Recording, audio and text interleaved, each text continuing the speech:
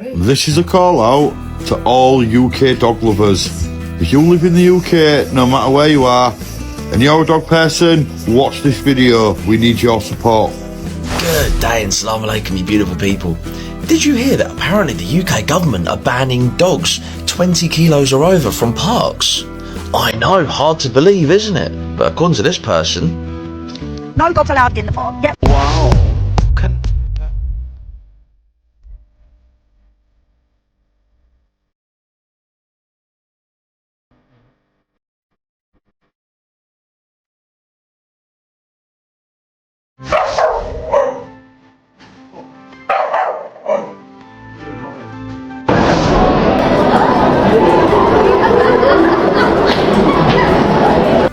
Dog walk.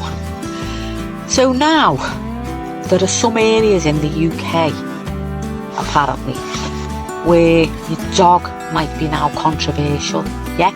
The same country that literally invented walkies now treats it like an act of rebellion. Please tell me if you agree, but it appears that we have an epidemic of completely irresponsible and incompetent dog owners here in the UK. Good morning, everyone. It's beautiful again, so let's do best we can. They're bullshit. In the eyes of the law, dogs are viewed as property, and until that changes, nothing will ever change. Banning breeds hasn't changed anything. Dog attacks are fucking going through the roof on a daily basis because they're focusing on breed instead of fucking backyard breeders. £3,042.20. So for 2026, I'm starting a new series of what I spend in a month owning 4 working breed dogs. I also breed and show, so these costs will be more than, you know, someone who just owns the dogs. But equally, this month was a shockingly high spending month and has financially crippled me. I've had to break into my savings and use my credit card. So when you see the total, this is by all means not bragging, this is just a realistic month in my life with my dogs. Yeah. People could feed worse or better quality food, or may not choose to spend on certain things I do, but this is just what it looks like for me. So that if you're looking to, or wondering how much it costs to own 4 working breed dogs, this is what it looks like. So to start off, this has been quite a high vet fee month. We have spent a total of £863.51 on vet fees. This is a variety of things. This is also things that are not insurable. So this has completely come out of my pocket. Next is food. I have spent £90.72 on dog food. I get through about 24 kilos a month. This is between 4 dogs, and they are fed on the Rocco beef kibble. Also in the food category, I have spent £51.69 on treats. So this includes natural chews or just dog training treats. And then on supplements, I have spent £161.60. Now, this was an accidental overspending. I didn't realise I'd accidentally added on twice as much as I needed, so I have cancelled that for February, which means that these supplements will last easily into February. Now moving on to vet plans, I have spent a total of £49.30. 3 of my dogs are on the vet plan, 1 of them is not. For insurance, I have spent £138.39. Again, this is to insure 3 of my 4 dogs. And now for the final vet-related, health-related cost is hydrotherapy for my Sable Collie. That costs me £51.50 for each visit we make, so we made 1 trip. So for training, I have spent £40 on our Good Citizens Silver class for Nancy. I have also spent £56 on January's agility fees. In January, I did also pay the annual membership and the February agility fees because they do need to be paid before the 1st of each month. So that was a further £25 for the annual membership and £42 for February's agility fees. And also on training related things, Daffodil passed her bronze Good Citizens test at Manchester Championship Show, and that cost me £7 for the testing. In Pets at Home, I bought 1 dog toy and poo bags, and the combined cost of this was £24. And now on to dog show costs, expenses, which most of you won't have if you're not breeding and showing. So I've spent a total of £195.30 on show fees. These will obviously be for shows up until April. I will probably be booking more again over the next few weeks, but these will make sure that my show fees are all paid until April. I've not missed any entry deadlines for the ones I want to partake in. Welcome to Blighty Blighted, your daily reminder that in the United Kingdom, even man's best friend now comes with a price tag that bites back. Now, don't get me wrong, dogs are wonderful, loyal, dependable, better company than most people these days. But the cost? Good grief. Food's gone up, vet bills have gone up, insurance, don't even ask. At this rate, the dog's eating better than I am, and I'm the one paying for it. Used to be simple. Bit of kibble, a walk, job done. Now it's premium food, special diets, monthly plans. I half expect him to ask for a wine pairing with his dinner. And the vet, well, they're very good, I'm sure. But every visit feels like you've accidentally signed up for a subscription service. You go in for a checkup and come out wondering if you've just financed a small extension. They call dogs man's best friend, and rightly so. Though I did chuckle the other day. Someone mentioned another best friend men sometimes refer to. Let's just say, one of them is expensive to maintain, occasionally causes trouble and requires careful handling. Why do Rottweilers have a reputation as dangerous dogs, when in reality, they are among the gentlest in the world? Most people are afraid of Rottweilers, and this reputation didn't come out of nowhere. Historically, the Rottweiler originated in the small town of Rottweil in Germany, where it was used as a cattle and guard dog. Its role was to protect livestock from thieves and to guard butchers' carts. Its strength and alertness earned it this protective role, but it was mainly this guarding reputation that created the false idea that it is dangerous. In reality, the Rottweiler's temperament is described as balanced, calm, and playful. When properly socialized from a young age, it becomes an exceptional companion for the whole family. It does remain a good guard dog, but its protective nature only shows when it senses a real threat. It is not at all a beast constantly ready to be aggressive. In fact, this dog can be gentle and attentive, including with children, and it is capable of forming strong bonds with its loved ones. What people don't understand is that a poorly trained dog can develop problematic behaviors, but this is not specific to the Rottweiler. It applies to all dog breeds. Are you afraid of dogs?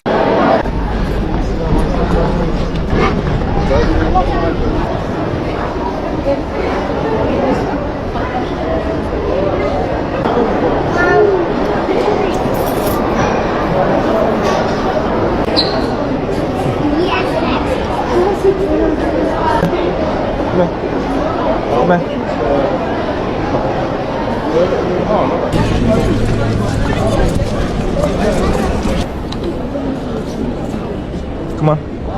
Huh?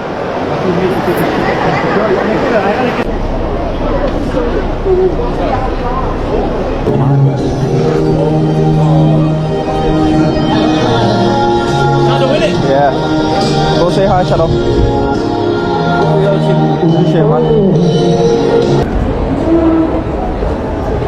Come on.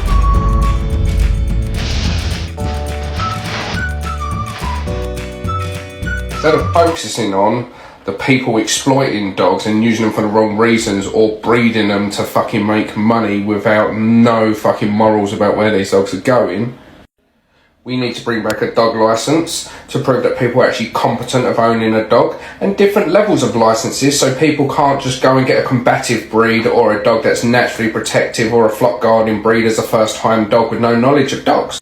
And much harsher sentences for those irresponsible dog owners that let their dogs run around out of control or exploit dogs for their own financial gain. So you can't take your dog there. It might offend someone. Offend someone? It's a dog, not a political statement. What's next? A licence for throwing a tennis ball? Dogs don't care, do they, who you play to? They just want to chase some sticks, snip some lampposts and other things. Maybe we should stop turning normal life into culture war and just walk the dog. What do you think? Have we completely lost the plot? Or should common sense make a comeback? Leave your comments below. Lana, gentle, good girl. Cassie, good girl. Rosie, good girl. Lola, good girl. Fudge, good boy. Gina, good girl. Good girl, Mabel. And Bella, sit. Good girl. And that's us. Let's go. Come on, let's go. Bella, Mabel. Yes. Morning. Morning. Look why you just can't watch him yourself.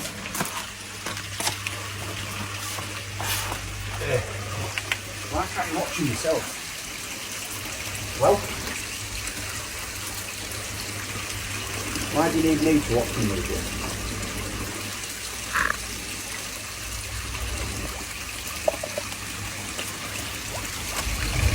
Yeah? So, from the 1st of October in the UK, now, I can't see that there being us and Northern Ireland being the same, because in the UK, you don't have to have a dog licence in the UK, okay? Now, I mean England, Scotland and Wales. Now, in Northern Ireland, you must have your dogs microchipped and you must have a dog licence in Northern Ireland.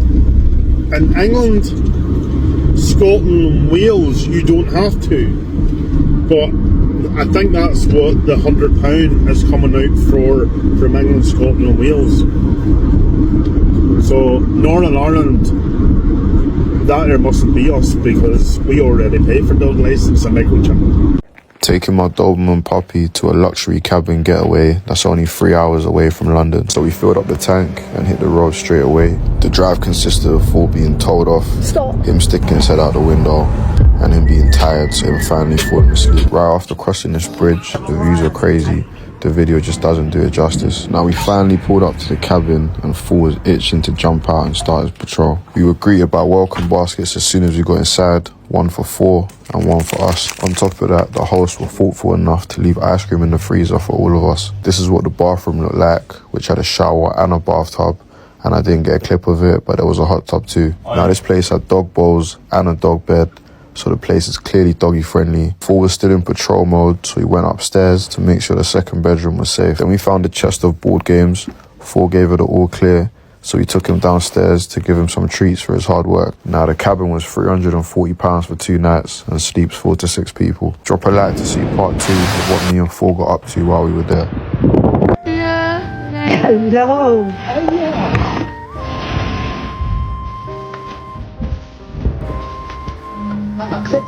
Good boy. Oh, he's beautiful. Oh, they love big kennels. They take that. They really do. Look at him. Boys are really on it. Oh my gosh, you have grown. Hello. Good boy. Hello. Yes. Hello. Look at you.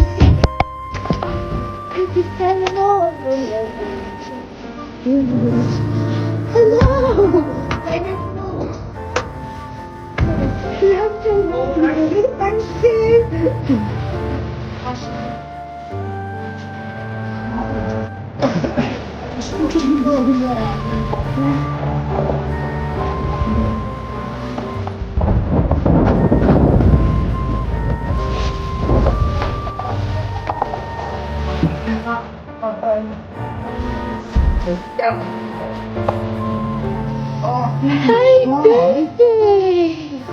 Where you been? Where you been? Where you been, baby? Oh, it's a beautiful boy. Yeah, oh, yeah. Oh, it's a beautiful boy. Oh, that's a oh. You smelly sexy boy. I think I once again. Come on, give me a kiss. Oh, yes, that's a good boy. Oh, yes, that's a big boy. Look at you. You're a smelly boy. Look at you.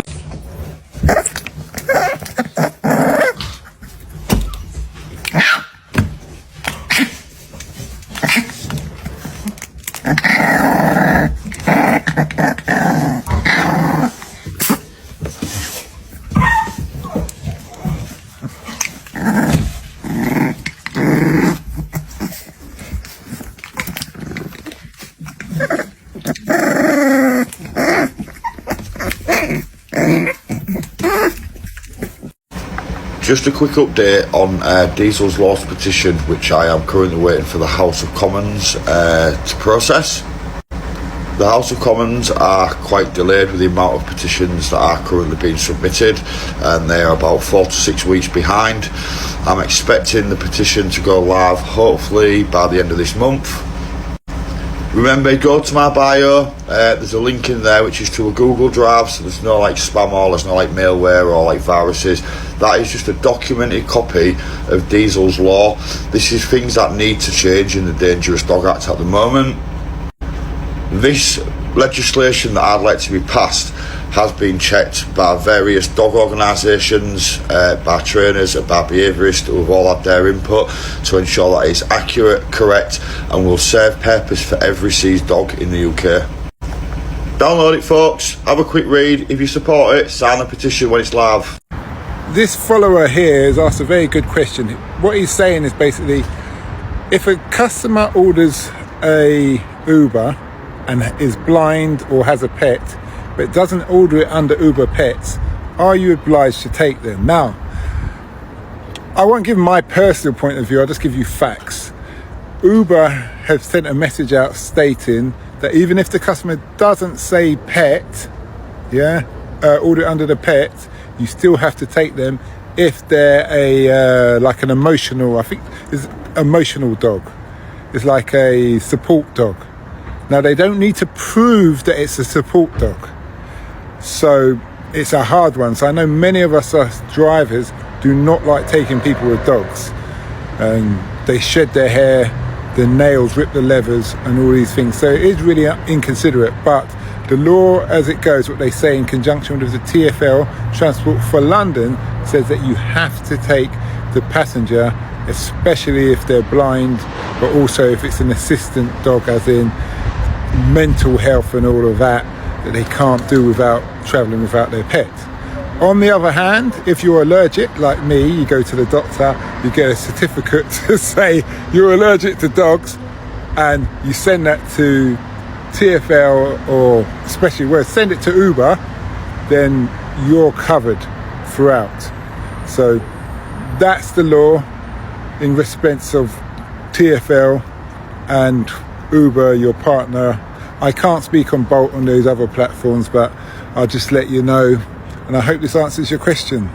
If you'd like to be able to stop the police from using brutal tactics like this to intimidate innocent dogs who've just escaped from their properties, or you want to stop the wrongful seizure and destruction of innocent dogs so you don't have to watch traumatised dogs like this, where my dog come out of police kennels after only 5.5 days. He was a drawn-in shell, he wasn't himself, he was scared, he was confused and he was underweight. We need to stand up and make noise to stop this happening. We need to protect our dogs, our family pets. The police abuse outdated laws and legislation to bully tactic to remove family dogs without no justification. As people, we have to stand up. We are the public.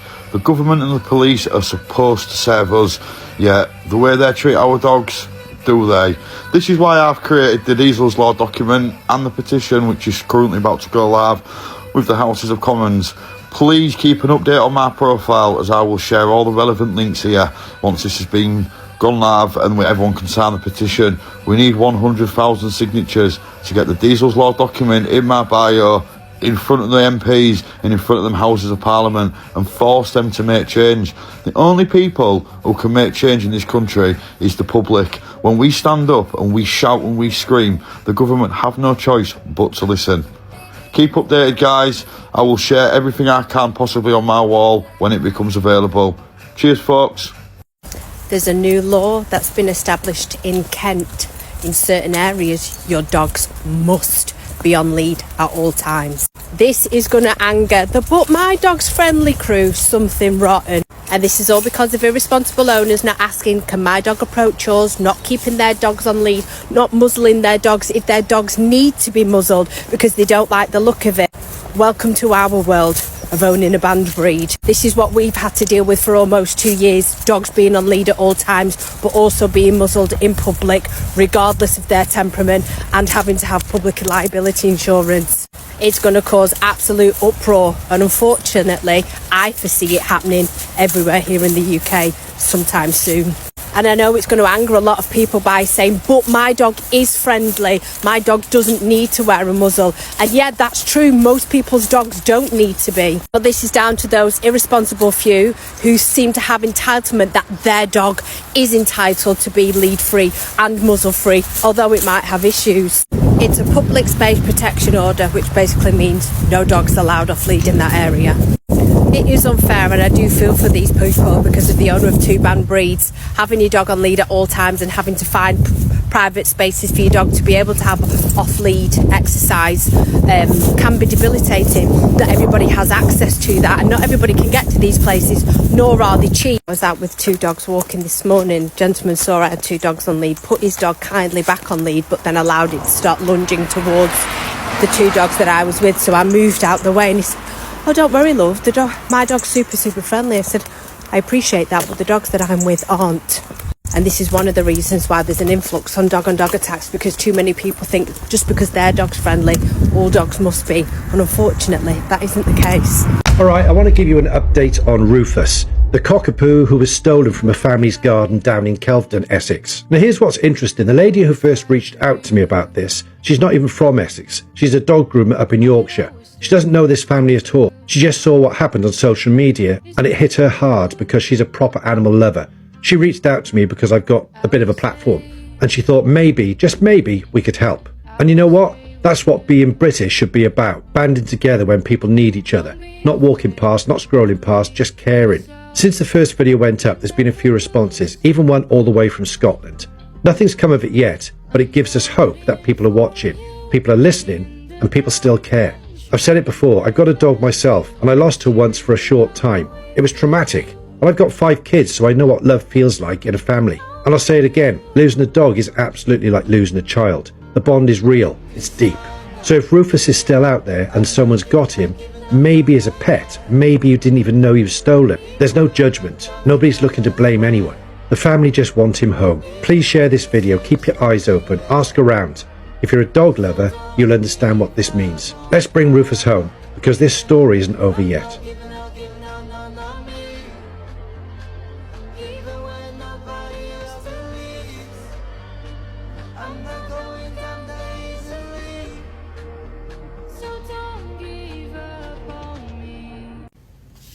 Got a tenant asking for a pet. This could apply to you. Let's quickly talk about the Renters' Right Act 2025, because the rules on saying no to furry friends has completely changed. What does the Act actually say? Basically, you can no longer issue a blanket ban on pets. If a tenant requests one in writing, you can't refuse without a fair reason. But don't panic, you still have protections. Here's the important thing regarding money. You can't ask for a larger deposit just because they have a pet, and you can't force them to take out pet insurance. That provision was actually cut from the final act. You can, however, claim for pet damage from the standard deposit, but you need strong evidence. Properly drafted check-in and check-out reports are your best friend here. If the damage exceeds the deposit, your only other option is to claim in court. When a tenant asks for a pet, they must do so in writing describing the pet. Once they ask, you have 28 days to respond. If you ignore them, they can take you to court. If you need more information, you can ask about the size or type of pet, and if you do, the clock pauses. You then get the remainder of the 28 days or an extra 7 days to reply after you give your final answer, which is the latest one. When can you refuse or say no? It has to be reasonable. Think about another tenant has an allergy, the property is too small, or your superior lease forbids it. Simply not liking pets or fearing potential damage is not a valid reason anymore. Finally, you have to assess every case-by-case basis. Do yourself a favour and keep everything in writing. Comment, share and like for more tips on landlords. Every single day there is hundreds, if not thousands of people around the country that experience some sort of incident whilst out walking their dogs. And most of this is caused by owners not in control of their dogs, and usually because they are not on a lead. My story, pinned at the top of my bio here, explains the tragic day I lost my two girls, Coco and Peanut, after they were attacked by an aggressive dog that wasn't on a lead. It's heartbreaking, but I need to share this story. So what can we do as dog lovers? Well, there's one very, very simple solution, and with the power of social media, every single dog lover that wants to see change actually needs to take some responsibility and share this one message. If you own a dog and are walking in public, then you must keep your dog next to you on a lead if it does not come to recall 100% of the time, every time without fail. If your dog is even slightly aggressive towards other dogs, then it should never be off a lead. If you want to allow your dog off a lead because you think it deserves freedom to run about, then you alone are responsible for training it well enough so it can have that freedom. If you don't want to train it, then your dog loses its right to that freedom. So that's on you. Please help me try and share this message and stop this madness. We all deserve to be able to walk our beloved dogs in peace. Please press all the buttons here if you genuinely care. Thank you. So I had to take my dog Ginger to the vet today to get her glands done. Thankfully, nothing too serious. But it had me thinking about what the position would be if, for example, I took her to the vet and for whatever reason I couldn't afford it. Legally, would the vet have to intervene under their professional obligations? So I looked into it and this is what it said. So the legal question is, can the vet refuse to treat your pet? Well, here's the truth. In England and Wales, vets aren't like the NHS. They're private professionals, and in most cases, there's actually no legal duty to treat an animal if payment isn't agreed. Even in an emergency, the law doesn't force vets to treat for free. Many will still help to prevent suffering for the animal, but that's part of their professional code, but not a legal one. That's a choice, not an obligation. The real legal duty sits with you as the owner, or me as the owner. Under the Animal Welfare Act, you must take steps to prevent unnecessary suffering, and that can include finding treatment or contacting charities that help in emergencies. Vets can report concerns if they think an animal is being neglected or abused, but that's about welfare protection, not guaranteeing free care. So needing urgent vet help doesn't actually create a legal right to it, because basically veterinary care is private, not public healthcare like the NHS. Remember, this is legal information for England and Wales, not legal advice. And I guess the practical takeaway from this, even for me, is to start putting money aside for your pet. So I need to start saving for her or get insurance. So, you know, if anything happens, you're covered, because yeah, we don't want to think about what happens if you're ever in that situation. My fellow SQE students who are preparing for the July exams, please click the link in my bio, as we've just launched the legal educational platform of the century, Your Rights Matter style. So click the link in my bio to find out about updates and when we officially launch. I'll see you on the next one. Bye.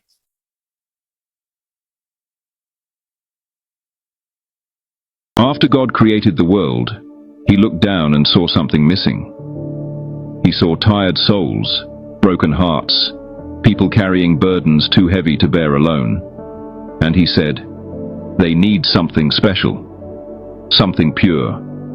something that will remind them every single day what love without limits looks like. So he created a companion, someone who would wake up every morning with eyes full of joy, as if every sunrise was made just for them. Someone who would wait by the door, no matter how long, greeting their person as if they had been gone for a lifetime, even if they had only stepped out for a moment. Someone who would kiss away tears, press their nose against weary hands, curl up beside a lonely heart without needing a single word to understand the pain inside. Someone strong enough to pull sleds, to protect, to serve, but gentle enough to rest their head on a child's lap, to comfort the broken, to heal wounds no one else could see. Someone who would love without hesitation, without reason, without condition. Someone who would never care about money, never care about status, never care about the past.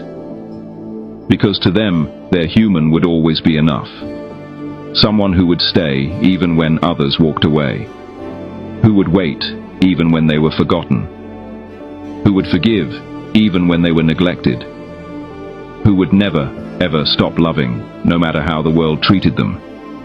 Someone who would bark at strangers, but never at their person. Who would protect, but never harm. Who would chase squirrels, steal food off the counter, and find joy in the smallest of things, teaching their human to do the same.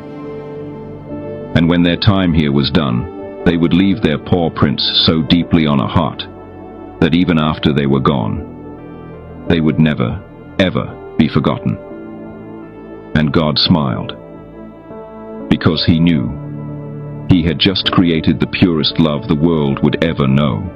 You heard me right. From April 2026, no dogs over 20 kg are going to be allowed in the park. So from April 2026, if you've got a dog over 20 kg, you are not allowed in a public park. You have to go to the field that you have to book for an hour or two. Now, the government are saying this is because there are so many attacks in the park. Big dogs should be separated from little dogs. Now, little dogs under 20 kg are allowed in public parks where there's swings, where there's football pitches. Any dog over 20 kg, you are not allowed in the park. Now, we do know that little dogs do go for big dogs, and little dogs, do annoy the big dog for the big dog to go. But at the end of the day, I know the big dog always gets the blame, but a big dog is going to do more damage than a little dog. So if you have got a dog over 20 kg, from April 2026, you're not allowed to bring it in a public park. First of all, did anyone see any proof or evidence provided?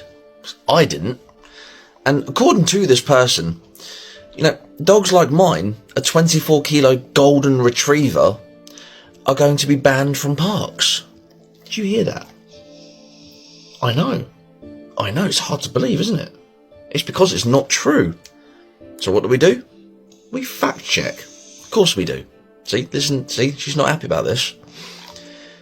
There's no nationwide ban on dogs in all parks as of April 2026. However, new localised restrictions such as public space protection orders, PSPOs, in areas like Tower Hamlets ban dogs from specific enclosed areas like playgrounds and sports pitches, with stricter leads on rules on roads and near communal areas. In other words, not having your dog off the leash if you're not paying attention, and in case it makes a little bit of a mess, you don't just walk away instead of just picking it up like a regular person with decency should. And according to the RSPCA, there is no national UK legislation banning dogs from over 20 kilos from parks in April 2026. Now, of course, you've got the Dangerous Dogs Act 91, and there's, oh, look at that, upcoming law changes from March 18th, 2026. New rules in England and Wales introduce unlimited fines for offenders under the Dangerous Dogs Act. Still not anything to what she said. So, I thought I'd go looking, trouncing through, media news. The Sun, full beacon of information. New law for all dog walkers in England is kicking in next month and can see you slapped with unlimited fine. You'll see the date, 10th of February 2026. Dog owners are being warned about a new rule coming in next month that could lead to hefty fines if broken. There isn't a cap on how much the fines can be, meaning the sum can skyrocket even people unaware of the offending behaviour. See, unaware of the offending behaviour. Do you want to know what that was all about? Law changes strength and protection for livestock. Yes, because some people walk through rural areas that have animals like sheep and cows and leave their dogs running wild, even if they are golden retrievers who just want to play and mean no harm, they can still unintentionally scare the bejesus out of animals, causing damage to the product. Now, Lossie, as we've already seen before, you provided no proof or evidence. I would really like to see the proof and evidence you had to make such a wild claim. Because it's really strange to me that you would make a claim and not show proof to back it up. Now, I'm not sure if if you're into the habit of scaremongering, lying, spreading fake and fraudulent information or misinformation. I mean, it's not like you made some sort of video either about a 10 PM curfew for under 16s that will lead to £100 fines from parents. I'm sure you didn't say that at all, did you? Here is your XL bully ban and legal challenge update, correct as of the 3rd of November 2023. So by now you've probably heard that the guidelines for the XL bully ban have been released by the government. You can read them online.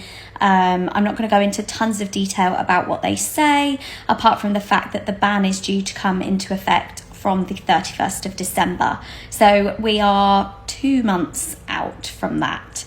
Now, there's a number of different things in there that you can go and read, so I'm not going to go through all of it, but I do want to cover just a couple of things that a lot of people have asked about. And the first one is how to exempt your dog, because the government say that you need to apply for exemption by the end of January. However, they haven't told us how to apply for exemption. So please just bear in mind that that information hasn't been released yet. So you can't do anything yet, basically. The only thing you can do is take the breed measurements that they have in their guide and decide whether your dog fits the description of the XL bully. And obviously this is super flawed. There are tons of different breeds that could fit into this description. You can see a previous video where I show different breeds, and now I watch that video back and every single one of them could be an XL bully. So there's a huge issue here, and I know that so many people are struggling with this, mental health, stress, etc. So what do we do now? Do we sit back and wait for the ban to happen? Do we do what I'm seeing so many dog trainers do, which is say, the ban's coming, unfortunately? Or do we actually take legal action? So this is what I want to talk about. Now, I'm not saying don't prepare for the ban. I will be muzzle training my dog. I feel like that is the best way to prepare. However, I don't even want to say hope for the best. We can fight for the best. So the one thing that the Don't Ban Me, License Me group have been doing in the background is preparing for the day when they release the guidance. And let me just explain really briefly about the law. So the law is written, right? They've written down what the law will be, but it is not passed yet. It does not become the law today. So the law doesn't apply today. That means that there is a window of opportunity to challenge this law. Now, there's 2 ways that this can be challenged. First of all, because this doesn't look like it's going to go to an MP vote, despite what Therese Coffey said previously, so apologies because I know that I've said that before, it does not look like it's going to go to a parliamentary debate. Therefore, MPs are not going to get to vote on it. However, they can still do one thing. They can raise a prayer motion, I don't know why it's called that, and basically contest this law, either by saying that they have problems with certain elements of it, or that they have a problem with the whole thing, that they want it to be thrown out. So MPs who disagree with this ban still have the power to do something, and that is why it is still important to write to your MP. So many people have said to me, it's a waste of time. Ugh, how depressing. It's not a waste of time. It will take you 2 minutes of your time to sit down, go and find the template that's linked in my bio, in my profile, which is updated, and send that to your MP. Write your personal experience, tell them what you're going through, and include the links to the evidence and everything else that we have. That template asks them to raise a prayer motion. So that's something the MPs and the Lords and the ministers can do. And then what we have done at Don't Ban Me, License Me group is we have instructed a barrister. He is on the King's Council, which basically means he's as good as they come. He is hugely into animal welfare. His name's John Cooper, and you can see his tweet where he says that he's been formally instructed and he has handed to Reese Coffey a pre-action protocol. Now, this is just a letter basically that says to the government, this isn't right, we're going to take you to court, this is your opportunity to put things right. And the government now have 14 days to respond to this. They might respond, they might not respond. However, that is a legal action. Now, if you've donated to the fundraiser, which is in my bio, then you are part of that legal challenge. You can go home tonight or go to work tomorrow and say, I am taking legal action against the government.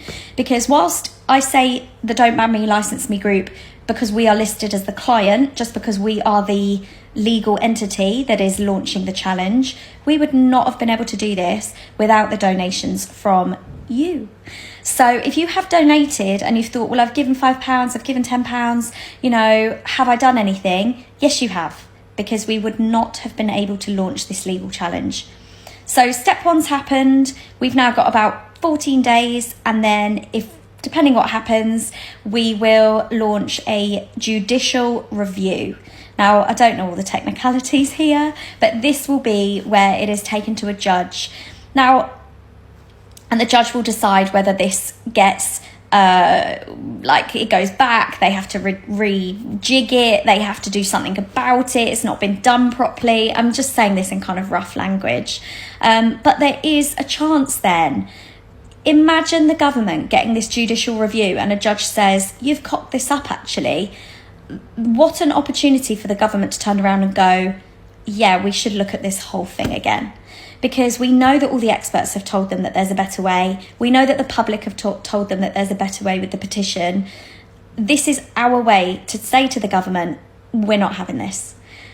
So I hope that's kind of given a brief overview of where we are. If you're thinking, oh, what can happen? Judicial reviews have worked. They are a successful way to make change.